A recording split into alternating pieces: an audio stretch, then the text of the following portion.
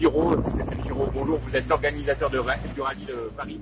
Pouvez-vous nous présenter un petit peu ce rallye de Paris qui est parti hier, hier, Manicourt, oui, qui est parti de Manicourt hier. Le rallye de Paris, c'est la 26e édition cette année.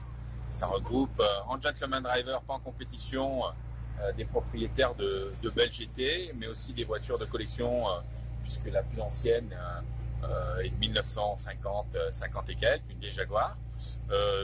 Dans un esprit tout à fait loisir, au départ de Manicourt hier, une étape à Blois hier soir, et puis aujourd'hui on profite du circuit du Mans qui est toujours un lieu plein d'histoire et magique.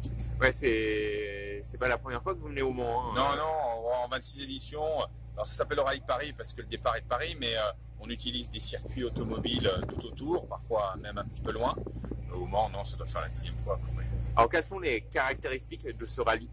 Voilà, encore une fois, ce sont des gens qui ont envie de se faire plaisir avec des belles autos, qui ne recherchent pas la performance absolue, qui ne recherchent pas le classement, mais qui recherchent le partage. Les voitures sont très différentes, il y a une dizaine de marques représentées, il n'y a pas de modèles pareils, donc la comparaison serait inutile, c'est plus le partage et le plaisir d'être ensemble. Ouais. Le Mans, mythique passage obligé pour le rallye? Mais un passage plus qu'obligé, c'est un lieu... Dès qu'on arrive même aux abords du circuit, avant d'entrer sur le circuit, on comprend qu'ici l'automobile c'est sérieux. Alors quelles sont les caractéristiques pour s'engager sur ce rallye? C'est très simple. Il suffit d'avoir une voiture de sport d'après-guerre, voilà, jusqu'à aujourd'hui. Donc coupé, cabriolet, roadster, une voiture de sport, quelle que soit sa marque, quelle que soit sa puissance, sa cylindrée, une voiture de sport.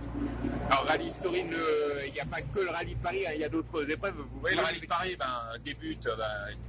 débute la saison traditionnellement au mois de mars, mais après on enchaîne 6 ou 7 gros événements, la Coupe des Alpes au mois de juin, le rallye historique, on organise un événement en Corse également au mois d'octobre, et puis bien sûr tous les ans on a des organisations à l'étranger, en Amérique du Sud, en Afrique du Sud, en Islande, au Maroc, avec voilà, on alterne un petit peu ces destinations-là tous les ans. Combien vous êtes dans l'équipe justement? Dans l'équipe aujourd'hui on est 26, entre les équipes d'encadrants, les équipes de logistique, les équipes de piste, les équipes d'assistance mécanique, ça représente 26 personnes.